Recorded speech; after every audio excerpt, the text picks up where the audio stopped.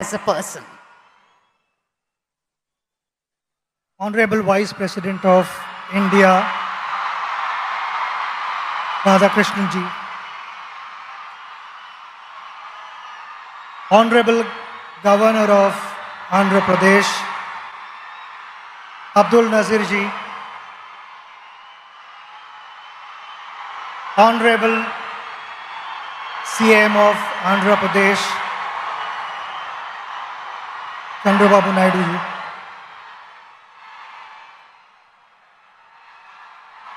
Venkaiah Naidu ji is also here. Dignitaries on the dais, ladies and gentlemen, all my friends, brothers and sisters, Namaskar. It's a special day, and I'm so happy to be here to be sharing these moments with you. My father came from a very, very humble background, had a challenging life because the pockets were not deep. We stayed in 2 rooms in a chawl, which was a kitchen cum bedroom and a living room cum bedroom. And why I'm saying this is because my father was extremely passionate about academics.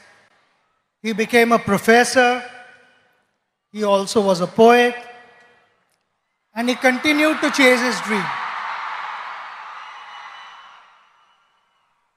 He did not have the best of facilities, but he made the best of what he had. So in those 2 rooms, he found a corner and stood first in BA and MA and won a gold medal. When I was growing up and I watched him, he was extremely gentle, extremely patient with me. So whatever mistakes I made as a child, I was convinced. He explained to me and I got convinced. It was never that he tried to correct me forcibly. And that created a huge positive impact on me. I learned so many things from him. He was extremely patient. And why I say this? Because when I had started playing for India, I bought my own car.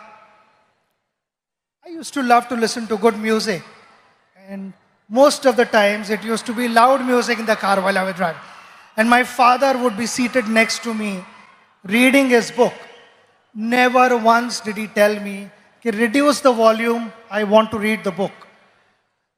He was focused and the outside noise did not matter to him. And that's something that I learned from him. Being a good person, it's a practice that every morning you wake up and you remind yourself that you are going to behave in a particular way, which is, I feel, kind of conveys how your parents have brought you up. And that is something which I will always carry for the rest of my life, because that's the impression my father left with me. Awesome, sir.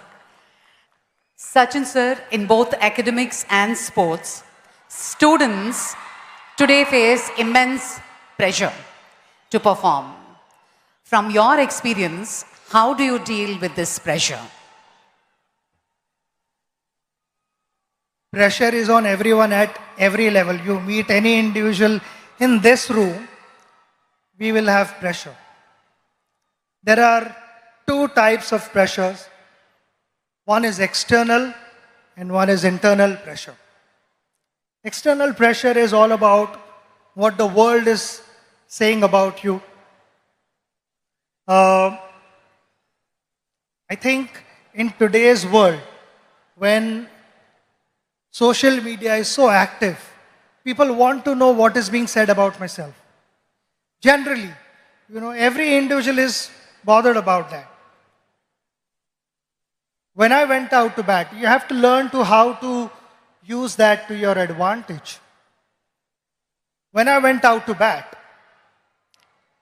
I used to get reception like this, which was fantastic. Sometimes it was overwhelming. Sometimes I felt I was not in the frame of mind to start my innings. I just needed that break. I needed the crowd to settle down a bit.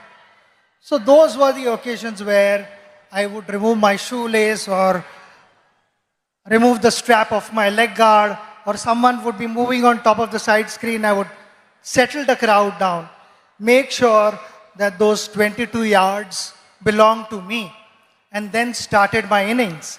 It is like a ship sailing through water to get to its destination.